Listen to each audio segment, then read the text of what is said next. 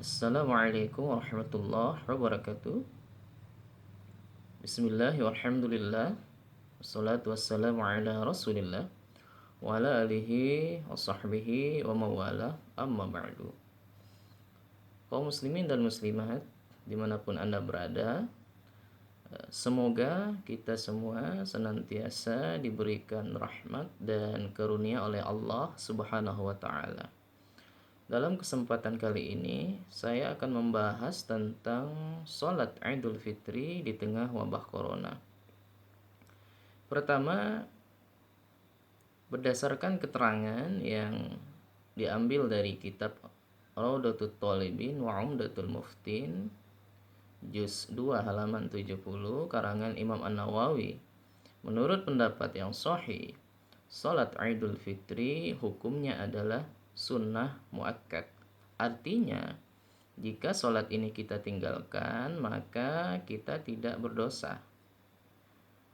Hanya saja, kita telah meninggalkan ibadah sunnah yang sangat dianjurkan. Kedua, idealnya sholat Idul Fitri itu dikerjakan di masjid atau di musola atau dilanggar di dalam kondisi normal atau halatul ikhtiar. Boleh juga dikerjakan di tanah lapang atau di tanah yang luas di lapangan, mengingat banyaknya jamaah sholat Idul Fitri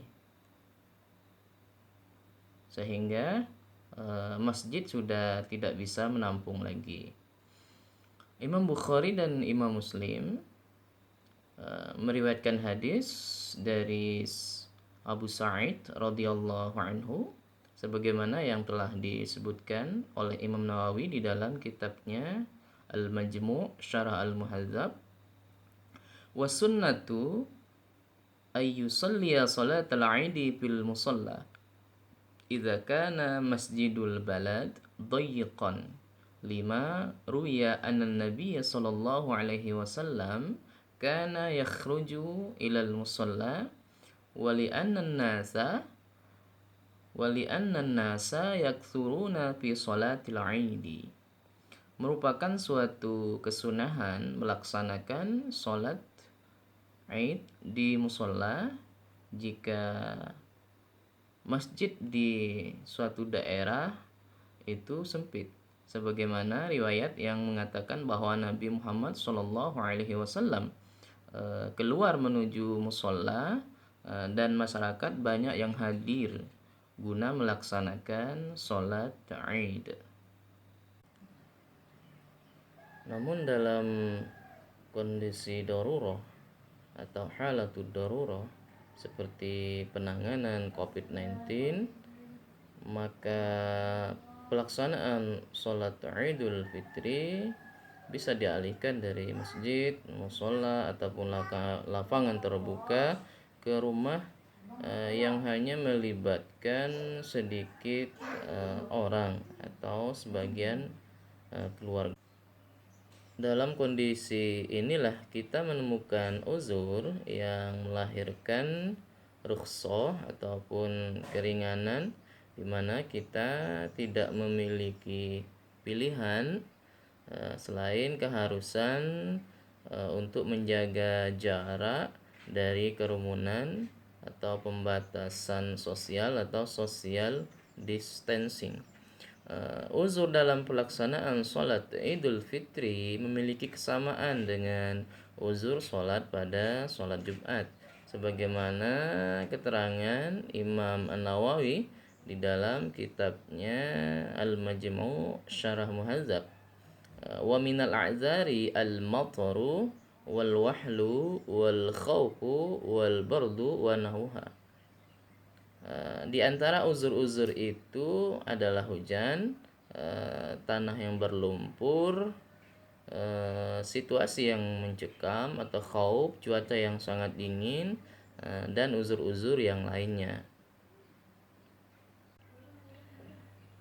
Uzur pembatasan sosial atau social distancing dalam pencegahan dan penanganan COVID-19 ini yang terjadi di berbagai belahan dunia termasuk Indonesia dapat ditarik ke dalam cakupan uzur lainnya dalam keterangan di atas.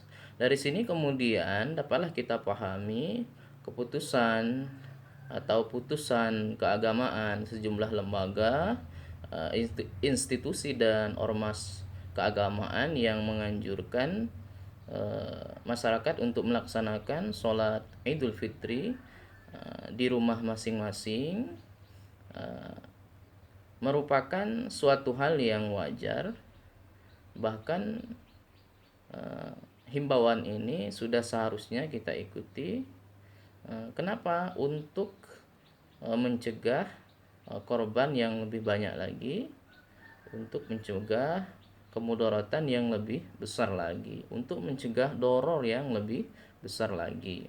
Ketiga, waktu pelaksanaan sholat Idul Fitri ini dimulai dari sejak terbitnya matahari, sejak isyraq, sekitar 15 menit setelah terbitnya matahari hingga sampai waktu zuhur atau 15 menit sebelum zuhur.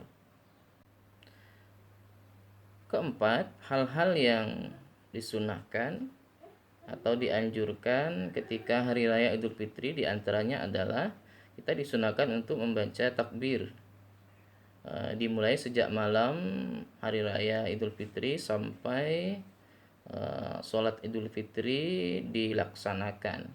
Kemudian kita juga disunahkan untuk memakai wangi-wangian. Kemudian disunahkan lagi kita untuk sarapan pagi, dan dianjurkan kita untuk memakan buah kurma dalam jumlah witir, bisa 3, bisa 5, bisa 7.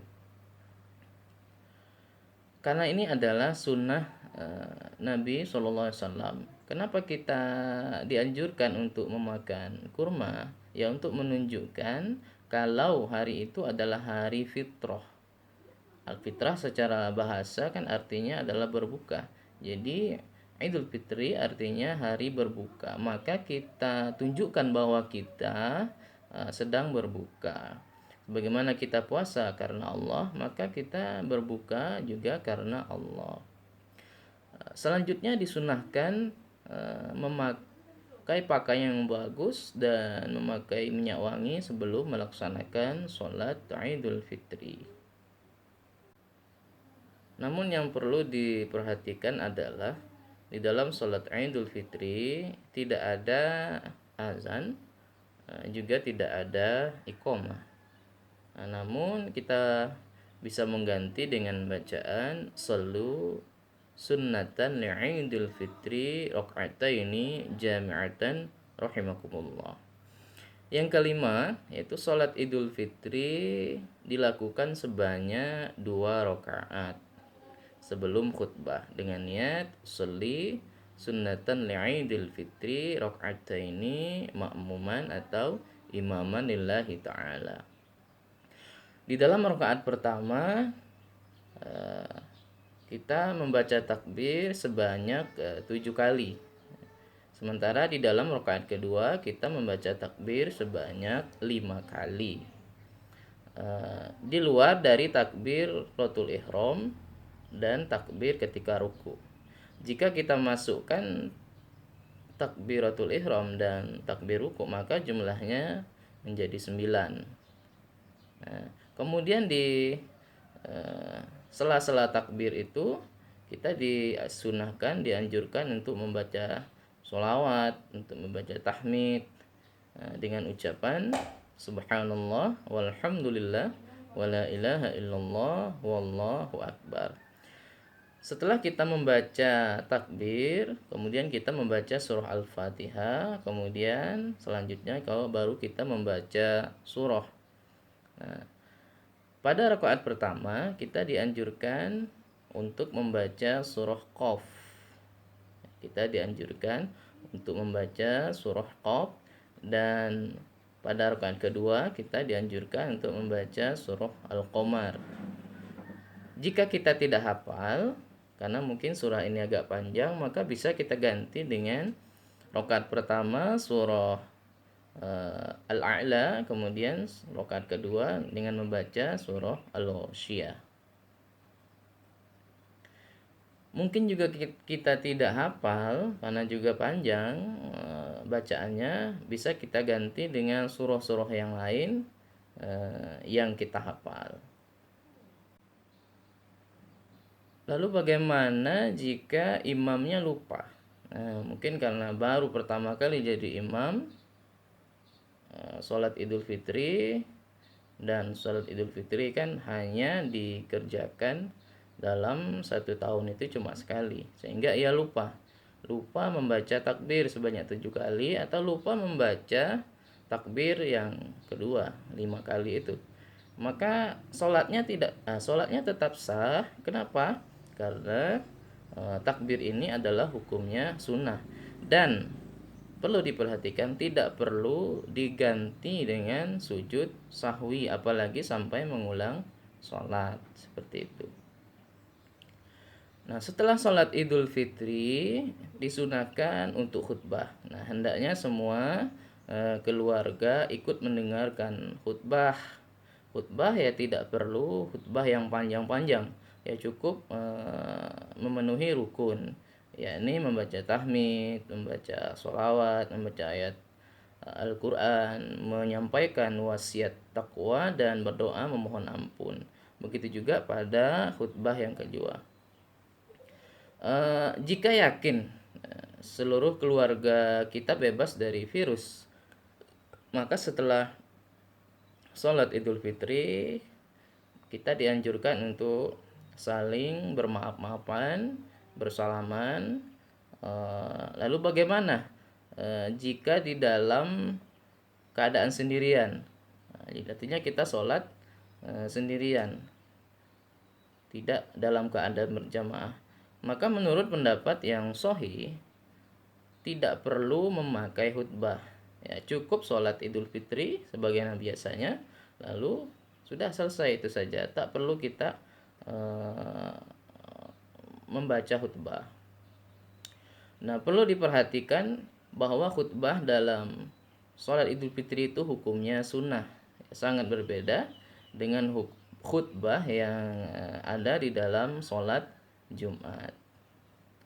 Karena khutbah di dalam sholat Jumat itu merupakan bagian dari sholat Jumat itu sendiri, bagian yang tak bisa dipisahkan, sehingga sholat Jumat tanpa khutbah hukumnya ya tidak sah.